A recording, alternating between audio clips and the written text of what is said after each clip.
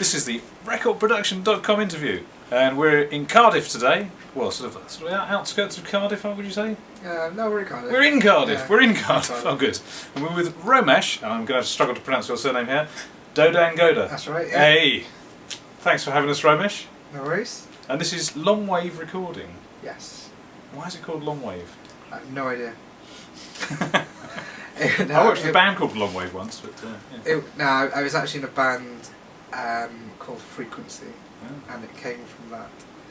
So, yeah, it's the story behind it. So, what was your instrument when you were playing in bands, Romesh? How did you get into guitar? Okay. I started off when I was really young, and I was got given a keyboard, and it kind of developed from there. But right. So, did you have musical parents? Were you sort of slightly, yeah. Yeah. But did you grow up around here? I grew up in in Cardiff, yeah. Mm. But there was never like much to do in the area that I was from, so it was just kind of lock myself in my room and just play guitars and stuff. Right. But it was when I got a guitar, it was like I started to kind of really kind of get in on what kind of music I liked. And how old were you at this stage then, would you say? Probably about 7. Oh right, Yeah. Pretty early then. Yeah. Blimey. 7 or 8, something like that, and I just started getting into guitar bands then. Really? Or Yeah. what, so rock stuff? Even when you were 7? Yeah. That's pretty impressive. Yeah. Did you have older brothers or anything? Or? No, only child. Right, oh right. That's probably part of... Yeah. Yeah. But your parents obviously didn't discourage that? No, they were really supportive. Yeah. Yeah, they were really supportive about it. That's good. Because I remember, I had musical parents, and they were supportive when I was listening to ABBA and Electric Light Orchestra. And then when I bought a Led Zeppelin album when I was about 16, they went, "Oh, I didn't think you liked that sort of music." Yeah. I don't think they liked any guitar stuff, but they didn't have any problems there. Right. Good. Big Oasis fan I was. So I gather, I've read this on your It's what got me into it's actually what got me into like kind of how songs are put together. And right. Yeah. Because their music's so simple and like all the songs are just really easy and I just found it fascinating. How all the songs you can just play on guitar. It's just easy to. Yeah.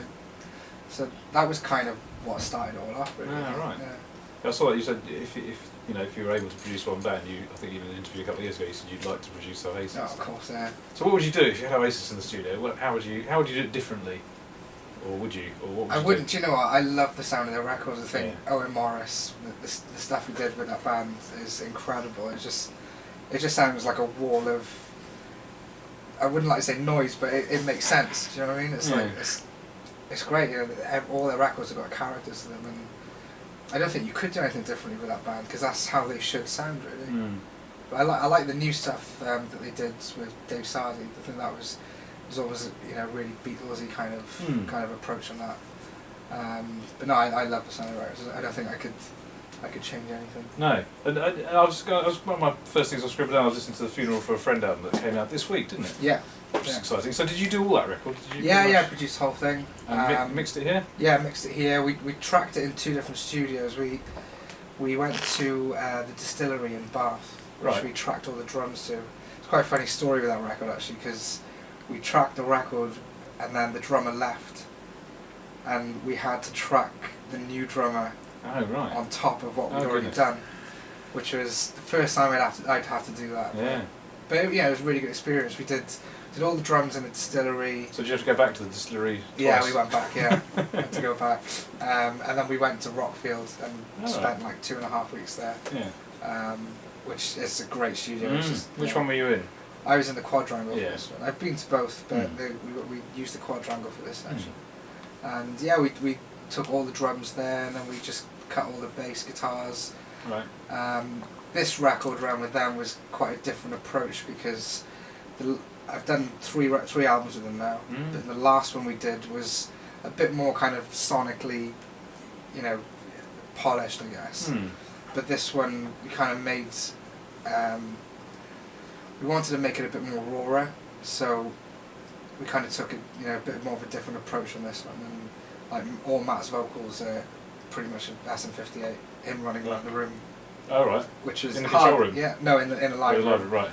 Which was hard because obviously you kind of in the back of your head you're like, I wish this could be a little clearer, but it really worked. It was really good, and that's you know, you can hear him kind of pulling away from the mic in parts, but it's real, you know. It's right. That's kind of what we wanted to get on this. So, it's been a really good response. Yeah, it's been great. Because I was going to, I mean, that's why I was sort of moving on to that from Oasis, because obviously I've noticed that all the songs are 2.5 minutes long. Yeah. Well, again, it's the same kind of thing. It was this whole album was meant to be kind of quite, a bit more punk kind of vibe. I mean, do you get involved with the song structures and? Yeah. I mean, with a band like Funeral, like I've been working with them for quite a few years now, and they know what they want, so it's not so much me ripping their songs apart. It's maybe just trimming some bits here and there. Yeah. So you might helping them with it's not really anything mad. But then there's other bands where sometimes I'll get involved a bit more, and sometimes we do need to take maybe more of the pop stuff. I guess it's more kind of pulling the songs apart a little bit sometimes and making a bit more sense to them. But Funeral are really they're extremely talented band, and they know what they want, and I think that's why this is the third record I've worked with them. We get along really well. And do you do pre-production? Do you go into a rehearsal room? I was just in one right now. Actually, right. I came here. I love I think it's such a valuable thing to just go and sit in a rehearsal room with a band before you even come into the studio. Yeah. You don't always get to do it with bands, but it's really good because you could just sit down and play with the songs and not waste any time in the studio. I mean, sometimes there's bands written a bunch of songs for record, and you don't always know which ones are going to make it, and it's a good time rather than recording all these songs that are not going to make the record. So with the Funeral album, how long were you in a rehearsal room with them for? Well, I had demos sent to me for a long time, and then I presume they've all got Pro Tools rigs at home then, have they? Everyone's got Pro Tools rigs at home. Again, they're really good with that. They demo stuff at home, and they pass ideas around, and then it eventually come to me. And then once I had all the demos, it was just I went in the rehearsal room for I think maybe 2 days, spent in there with them, and just tightened everything up and worked out all the right tempos, the songs, and it was pretty straightforward. It varies with different. How do you work out the tempos of them? Are you tapping along or something? Yeah. Usually tapping along, and then you kind of see what it feels like, and just go from there really. Yeah. Most bands, because they can demo at home, that's the one good thing is that bands are a lot more prepared now, and the songs kind of end up to me in a better state because they've had the time to work them out beforehand. So most of the time people do get kind of tempos pretty spot on. So you turn up at the distillery. You got all your click tracks already programmed, ready to go. I noticed you use Nuendo. So how's that work? Do you take that with you, or? Yeah. I've got a system which is all just racked up and ready to go. Right. With all my. So it just goes into the patch bay. We just got all the Bantam looms and stuff, and just plug in, and it's ready to go. Right. So you had all your click tracks prepared before you turned up? I usually do that. Yeah. I mean, my approach with recording albums differs. It depends what I'm doing. Sometimes, if it's more of a kind of pop thing, then I might have all the guide tracks already recorded and then get the drummer to play to those. But some records, I'll have the band playing all together. You do? Yeah, because with more the kind of rock stuff, you get a different feel from having everyone play.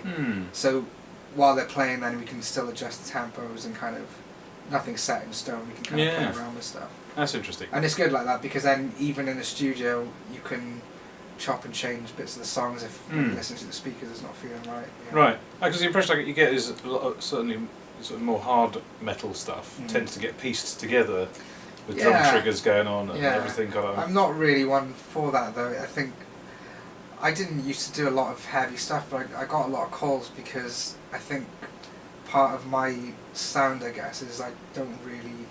It's more of a natural kind of sound to the heavier stuff, so. It's not really that pieced together with me. I kind of like things sounding really natural and, not too much editing and grinding up and all that stuff. Do you use drum triggers though? Do you get into a bit of? I'll take hits of the snare and we might on a couple of records we did that recently where we just ran it underneath, but most of the time it's all the real drums. I think there's something different about it. You get a real sound out of it, and I like using loads of rooms to get snare sounds and things like that. So, When you say you lose lots of room, what do you send it out through a speaker, or do you mean you just No, record I it mean, in? I mean a lot of my record drum them in sounds good come rooms. from the rooms. Yeah. You know, like if like a snare sound won't be just a spot mic. It'll be like 3 or 4 different rooms, and they're all together kind of thing. Right. And that's how the sounds are made. So Yeah. So I rely more on kind of finding a good room and doing it like that. Mm. I think it's better. Yeah. So how when you're mixing then, do you use the desk? Do you bring everything up? I used to a long time ago, but now I'm completely in the box. Are you? Yeah. Yeah, I do. I do sometimes use some external inserts. The great thing when you add those, you can have any of your analog output and just insert it into a mix. But the problem with me was it was the recalls, and it was labels want this TV mix tomorrow, or there's a band who wants this no vocal edit or something, and you haven't got time anymore to pull a desk up and do it. So it was quite a bit of a learning curve for me to change, because I was so used to doing things live but once you get used to how it works and find the sweet spots in the mix buses, I really enjoy it now. Yeah. Why do you use Nuendo rather than Pro Tools that everyone else uses? I use this as version 1, and I just love the. Do you know what? There's things in Pro Tools which are only now coming to it, which have been in version 1 forever. Yeah. It's just one of those things. I mean, it's what you're used to, really. But I do use Pro Tools as well. We use it a lot to do a lot of, if we need to align vocals and stuff. I find it really good for that. Oh, right. So we do sometimes send things into Pro Tools, but even when multi-tracks come in on Pro Tools sessions, Rob will just fly them out of there and into Nuendo. It's just a workflow thing for me. How do you convert them then? What do you do? Do you use OMF or just consolidate? Just consolidate as WAVs? And most of the time people send me consolidated files, but sometimes the Pro Tools session comes in and we've got to consolidate it first. Yeah. So you have a trusty assistant who works there? I do, with you? yeah. What happens when you go somewhere else? Do you take him with you? I do most of the time. Do you? He's Rob's great. He's worked with me for a long time. Right. And he knows exactly how I like my sessions to be prepared, or I can kind of, I don't need to worry about that so much. Right. I mean, I engineer everything I do, and Rob sometimes engineers as well for me. But it's just nice to be able to walk into a studio and not have to worry about, is this working?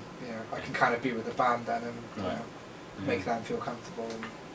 And, one thing I noticed listening to all your tracks that were on your website is that most of them have got big beefy snare drums that kind of poke out the mix quite a bit. Sean Janocki asked me to ask you what's the most snare drums you've used on a record? Most snare drums.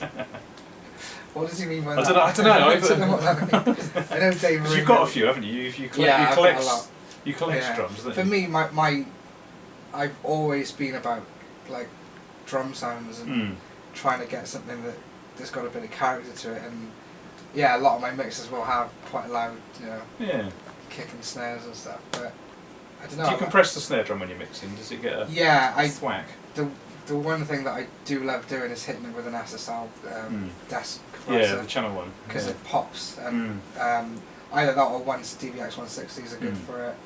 But I don't know. Snares are quite a thing with me apparently. Well, they got a big boomy sort of sound. Somehow they got a nice weighty. I think it's just how I like to hear it. Well. I spend a lot of time on them.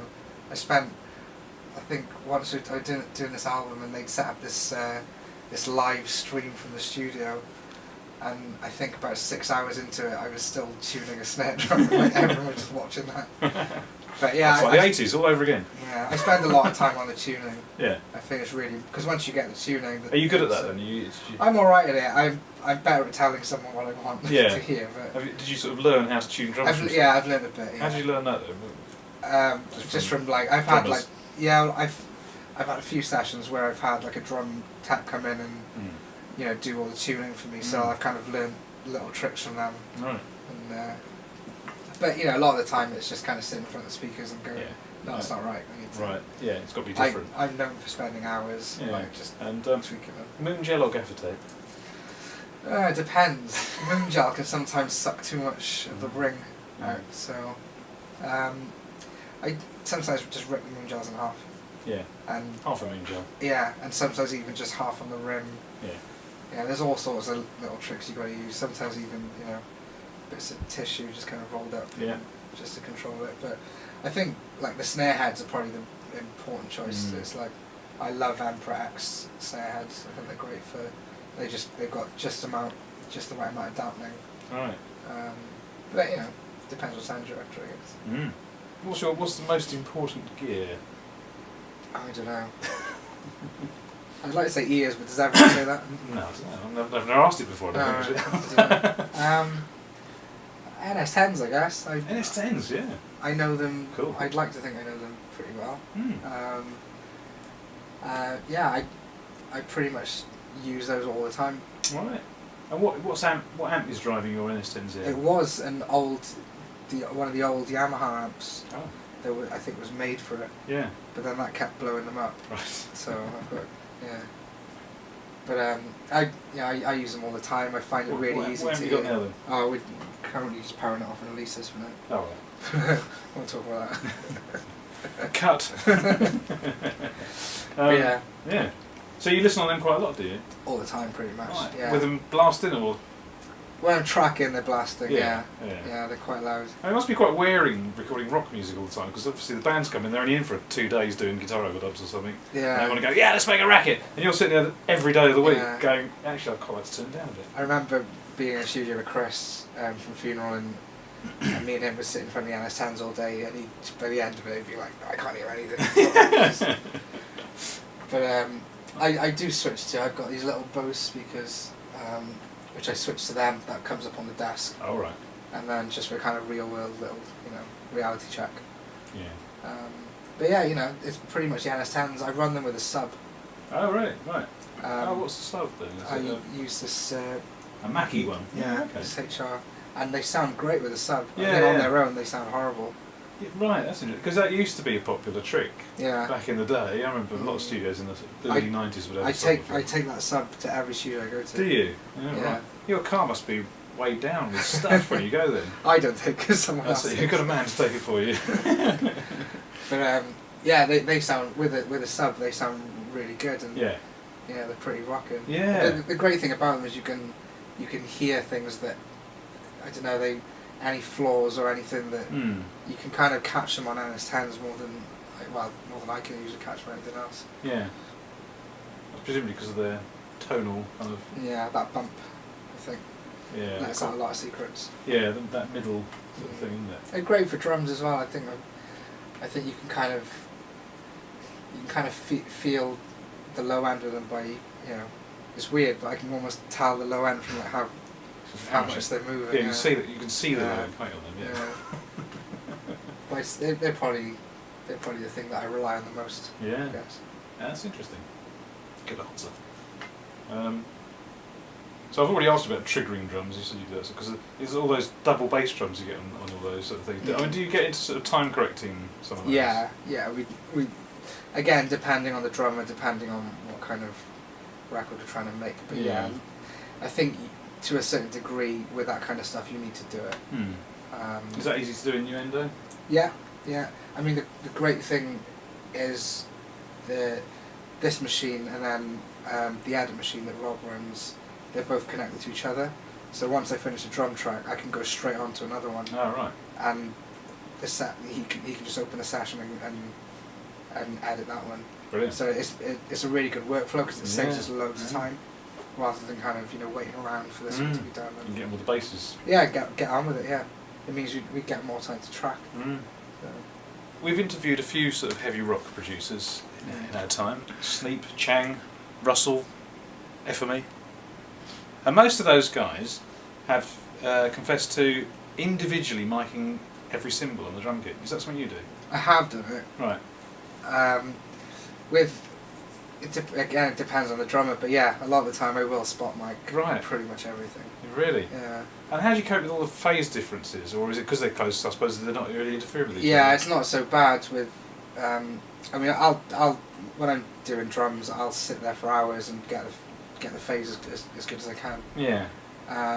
You're moving them around a bit. Yeah, but a lot of the time, sometimes it's more. I won't use the channel, but I might bring it up just on a section yeah. if it's quite, if it needs it. But sometimes those channels don't even get used. But there's more sort of safeguarding. Yeah, pretty much. Just in case. Yeah. It hits that little tiny splash that you didn't think you were going to use. Sometimes it don't even hit them. No. That's annoying. You spent 8 hours getting the tom-toms down, you never bloody plays it. And what were these things on your website with the sitcom soldiers? There's sort of promo things where you did some projects? We did it, yeah, we basically we had an idea, because apart from like Alive from Abbey Road, there wasn't much that was kind of towards more alternative bands in the studio. Yeah.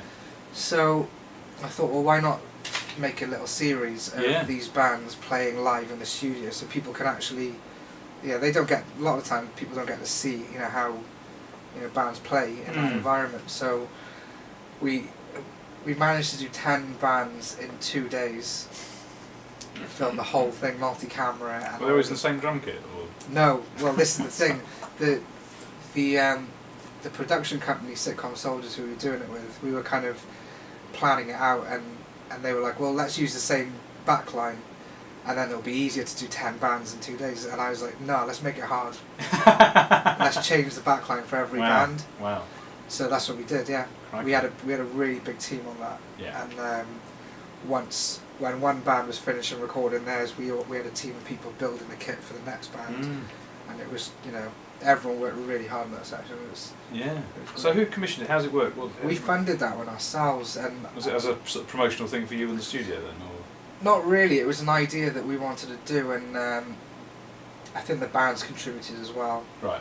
But off the back of doing that series, Rock Sound magazine saw it and loved it, and they gave it all their promotion, and we launched it with them as a Rock Sound series, and now they wanted to make another one.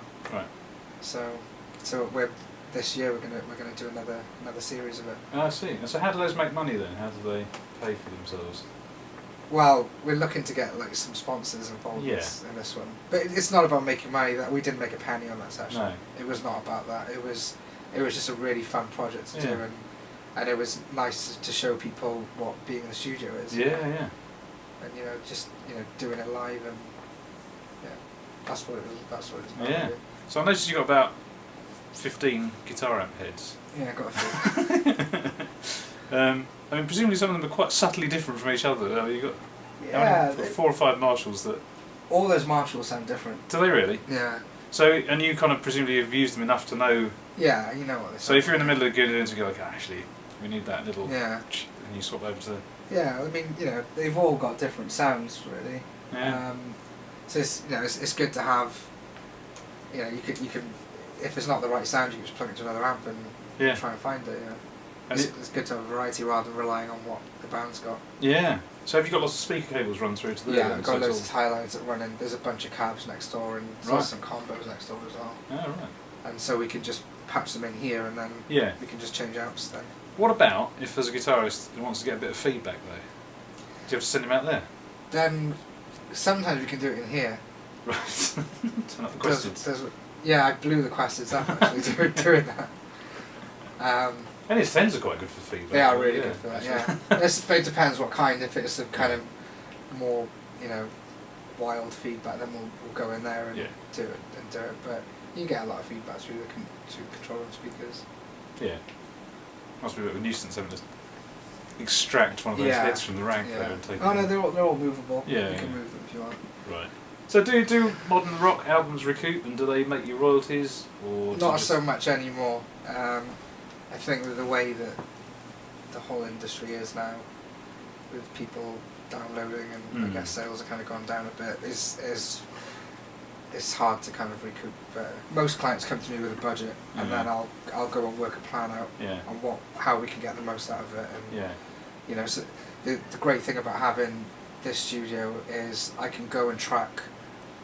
I can take a band somewhere, track some drums, and then we can come back here and do all the overdubs. So it actually makes making records with me quite affordable in the end, because I've got this place. You're not having to spend so much money a day in all these big studios. Yeah. Tell us some secrets then. So what special secret top tip techniques have you got that other people, or things you've picked up, or even things you've stolen from other producers? How did you learn all this stuff anyway? Did you ever work in a studio assisting people? And no, I basically when I was younger, I was in a band and yeah. I kind of realised I didn't want to do that. But when I was in that band, I loved going to the studio and recording. How did you learn sort of studio etiquette then? Because I mean, there are certain things that only by being on sessions. Yeah, I don't know. I have no idea. You're self-taught. I self-taught myself. So what amazing secret top tip techniques have you got that you've taught yourself? I don't know. I don't know what I should tell you. Oh, we want to know all your secrets.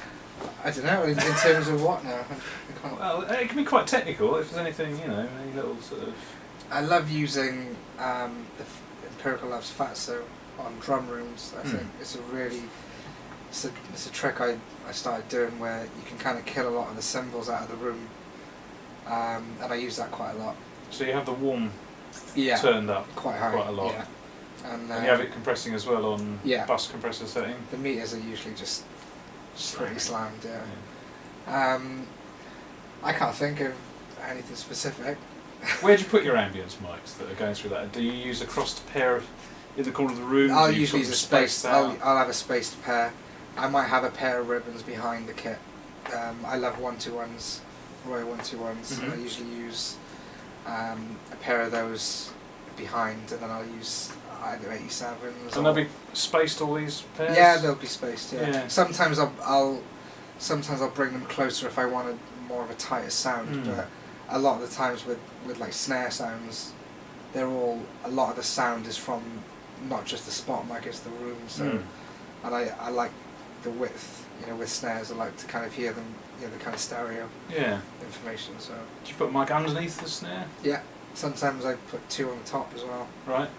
And bust them to one channel.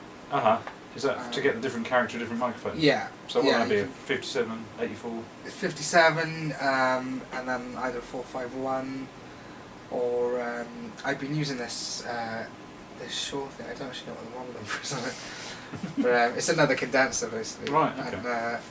And I'll just bring them up on two channels, and I'll commit the blend there and then, and then just sub that to one channel. Yeah. And sometimes you get a bit more of the brightness that you don't always get out of the 57. Yeah. I've just started doing that. It's pretty good. Yeah. I've bought some KM184s, and they're quite bright. I think a lot of the time with using multiple mics is I'll make the decision there and then. Right. Especially with guitars, I don't like to kind of record guitars and have loads of channels of mics in the session, because then there's no end to the guitar sound. Yeah. So I'll usually bring them all up on small faders, do the blend of however many mics I'm using. So how many mics are you likely to use on a guitar amp? I usually run two different amps together to make one sound. How do you split the guitar into those? Well, I use a splitter box. You've got something to do. You've got little labs or something. Yeah. It's a Voodoo Labs one I got. Okay, yeah. And I'll split with that, and then so I might have 3 mics on one cab, and I might have 2 on another. And how do you deal with the phase issues of different mics? That takes a while. It takes a little while to do. I've marked a lot of my cabs with points that kind of phase really well, but you have to watch when using 2 amps, because sometimes the phase doesn't play extremely well. Right. You have to get the distance from each mic on both the cabs identical. It's quite tricky, but once you've done it a few times, it's if you get the phase right on them, then you can really get some cool tones out of it. So is the difference mainly the different sounds of the microphones, or is it the different bit of the cone you're pointing at? It's a bit of both, really. Yeah. Like I'll have 57s, I'll have 121s on there, 414 sometimes, and it's just a lot of the time it's just playing around with the faders until you find that sound. Yeah. That what works. sort of distance are you from the cone? I'm pretty close. Yeah. Pretty close up. I mean, the Royers take it really well. I've got no worry about them breaking.